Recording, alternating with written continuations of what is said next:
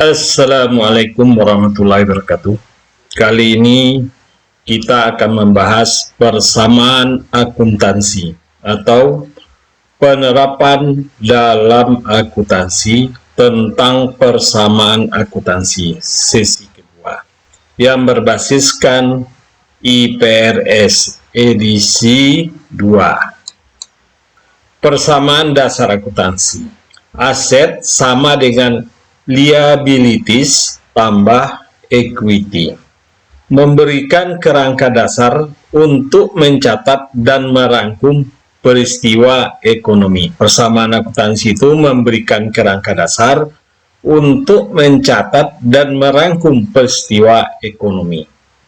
Berlaku untuk semua entitas ekonomi tanpa memandang ukurannya. Berarti persamaan akuntansi itu berlaku untuk semua entitas ekonomi tanpa melihat ukuran besar kecilnya dari entitas ekonomi. Misalnya perusahaan, instansi pemerintah, dan koperasi, dan macam-macam.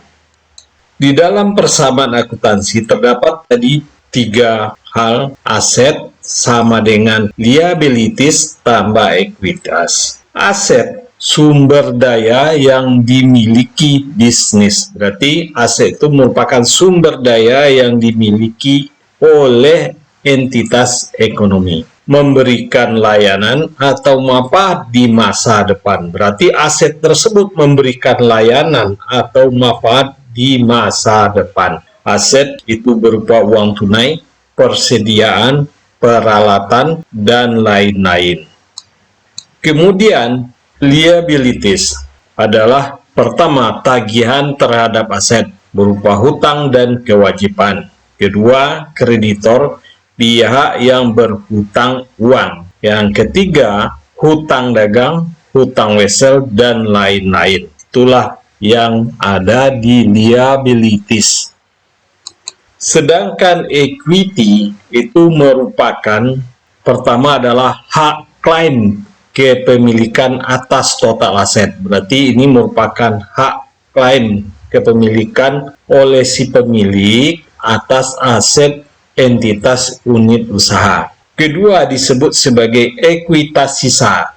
Kenapa disebut ekuitas sisa? Adalah merupakan selisih antara pendapatan dikurangi biaya. Yang ketiga, bagikan modal biasa dan laba ditahan. Dia terdiri dari modal biasa dan laba ditahan. Persamaan akuntansi. Apabila investasi meningkat, bertambah equity, dan mengurangi adalah dividen. Pendapatan meningkat menjadi equity, mengurangi adalah biaya. Pendapatan dihasilkan dari kegiatan usaha yang dilakukan dengan tujuan memperoleh penghasilan. Berarti pendapatan itu diperoleh dari kegiatan usaha yang dilakukan oleh setiap entiti. Nah, umumnya dihasilkan dari penjualan barang dagang, pelaksanaan jasa, penyewaan properti, pinjaman uang. Berarti biasa pendapatan tersebut bisa diperoleh dari penjualan, penyerahan jasa, sewa menyewa, dan peminjaman uang. Nah, pertanyaannya, peminjaman uang dari mana pendapatannya? Adalah merupakan uang yang kita pinjamkan kepada pihak ketiga akan memperoleh fee atau bunga dari uang yang kita pinjamkan. Beban adalah biaya aset yang dikonsumsi atau jasa yang digunakan dalam proses memperoleh pendapatan. Berarti beban itu adalah biaya yang kita keluarkan, yang kita konsumsi atau jasa yang kita korbankan untuk memperoleh pendapatan atau untuk memperoleh hasil usaha. Pengeluaran umum adalah biasanya gaji untuk karyawan, untuk pelaksana, biaya sewa, biasanya kita menyewa kendaraan atau gedung untuk usaha. Biaya bunga merupakan pinjaman modal, biaya pajak properti atau biaya pajak kepada pemerintah. Dividen, pembagian uang tunai atau aset lainnya kepada pemegang saham. Ini merupakan hasil dari pendapatan setelah dikurangi beban, diperolehlah laba bersih. Nah, sebagian kita keluarkan untuk pemilik modal, bukan peminjam ya, pemilik modal atau pemilik usaha yang mempunyai saham bagi perusahaan atau pengambilan pribadi bagi firma. Pada umumnya mengurangi laba ditahan dan dia bukan merupakan biaya. Dividen tersebut bukan merupakan biaya. Kita bicara sekarang penggunaan persamaan akuntansi. Menggunakan persamaan akuntansi, transaksi adalah peristiwa ekonomi bisnis yang dicatat oleh akuntan. Berarti peristiwa ekonomi yang dicatat oleh akuntan. Peristiwa ekonomi itu yang bersifatnya bisnis. Pertama, mungkin eksternal, mungkin internal, tidak semua aktivitas yang mewakili transaksi. Selanjutnya, setiap transaksi memiliki efek ganda pada persamaan akuntansi. Berarti setiap transaksi akuntansi memiliki efek ganda pada persamaan akuntansi di sisi kanan dan di sisi kiri. Apakah peristiwa berikut ini dapat dicatat dalam akuntansi? Misalnya, pembelian komputer. Kriterianya ada apakah posisi keuangan, aset, kewajiban, atau ekuitas perusahaan berubah. Apabila kita membeli komputer, berarti aset kita bertambah. Bila dibeli secara tunai, berarti kas kita berkurang dan aset bertambah. Apabila kita beli dengan secara kredit, aset kita bertambah, peralatan, dan timbul kewajiban. Berarti dia termasuk peristiwa akuntansi dan dicatat. Apabila kita diskusikan desain produk dengan pelanggan, apakah ini termasuk? Ini tidak termasuk peristiwa akuntansi atau peristiwa ekonomi yang bersifat bisnis. Maka tidak kita catat. Membayar sewa, contohnya, apakah termasuk peristiwa akuntansi? Dia termasuk peristiwa akuntansi dan perlu kita catat. Dapat kita analisis transaksi. Aset sama dengan liabilities ditambah ekuitas. Ekuitas itu terdiri dari share capital ordinary atau saham biasa ditambah dengan retained earnings atau retained earnings terdiri dari pendapatan dikurang expense dikurang dividen.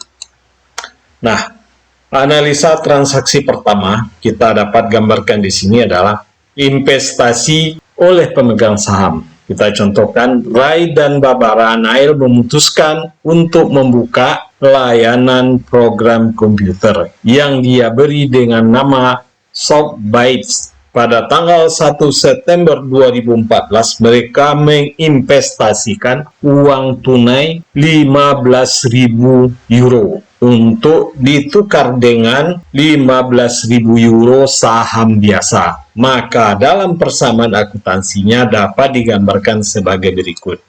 Diterima cash, kas bertambah, dan share capital bertambah atau saham biasa bertambah. Berarti di sisi kanan aset kas, di sisi kiri adalah share capital masuk dengan equity, masuk ke dalam ekuitas atau equity.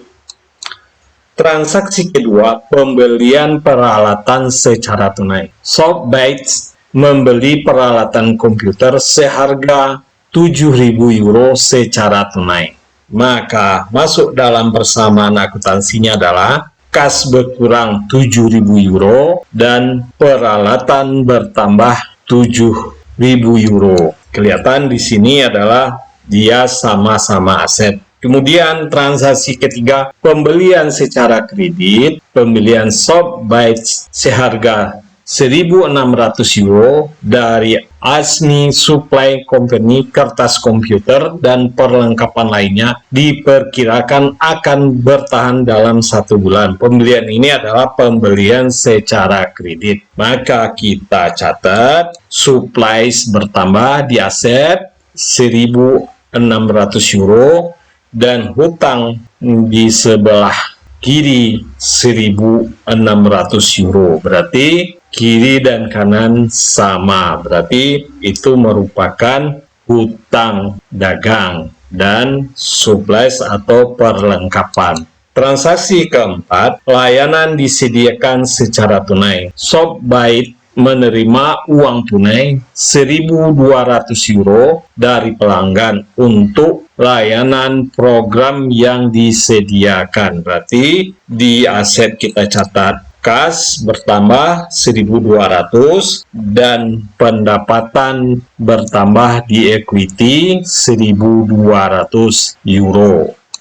Transaksi kelima, pembelian iklan secara kredit. Shopbite menerima tagihan sebesar 250 euro dari Daily News untuk iklan, tetapi menunda pembayaran hingga tanggal berikut. Maka kita catat hutang, berarti kita memasang iklan tapi belum kita bayar. Berarti timbul hutang sebesar 250 euro di liabilities atau hutang dagang, dan di ekuitas hutang bertambah 250 dan expense berkurang 250 atau retained earning atau equity berkurang 250 euro. Kemudian transaksi 6 adalah layanan yang disediakan untuk uang tunai dan kredit. Shopbite menyediakan layanan program senilai 3.500 euro untuk pelanggan. Perusahaan menerima uang tunai sebesar 1.500 euro dari pelanggan dan menagih sebesar 2.000 euro secara kredit. Kemudian kita masukkan ke persamaan akuntansi, aset bertambah 1.500 dan piutang bertambah 2.000 euro. Kemudian di sebelah kiri di equity bertambah 3.500 euro yang merupakan pendapatan jasa. Transaksi ketujuh, pembayaran biaya. Shopbite membayar pengeluaran berikut secara tunai. Untuk bulan September, sewa toko 600 euro, gaji dan upah karyawan 900 euro, dan utility sebesar 200 euro. Maka, kas pada aset berkurang 1.700 euro. Sedangkan di equity berkurang atau biaya beban sewa toko 600 euro, gaji karyawan 900 euro, dan utility 200 euro. Transaksi ke-8, pembayaran hutang usaha. Shopbite membayar tagihan berita harian 250 euro secara tunai. Berarti di aset kas berkurang 250 euro dan hutang berkurang 250 euro. Transaksi ke-9, penerimaan uang tunai di rekening. Shopbite menerima 600 euro tunai dari pelanggan yang telah ditagih untuk layanan transaksi 6. Berarti uang kas bertambah 600 euro dan piutang di aset juga berkurang 600 euro. Berarti dia sama ya.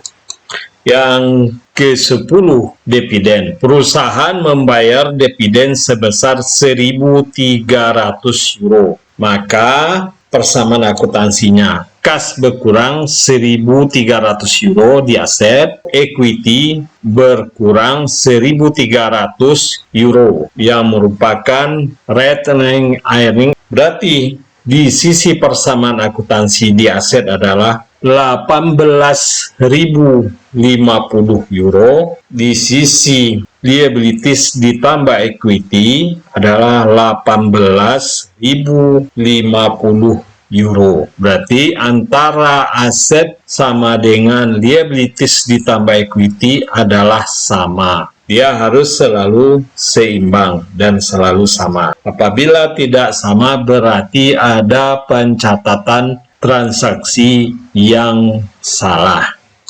Nah, setelah persamaan akuntansi, kita dapat menyusun. Perusahaan menyiapkan 4 laporan keuangan. Mereka saling terkait ya, teman-teman. Pertama, laporan laba rugi. Dari laba rugi nanti laba ditahan. Setelah laba ditahan baru bisa disusun posisi keuangan atau neraca. Setelah neraca baru kita bisa membuat laporan arus kas bersih.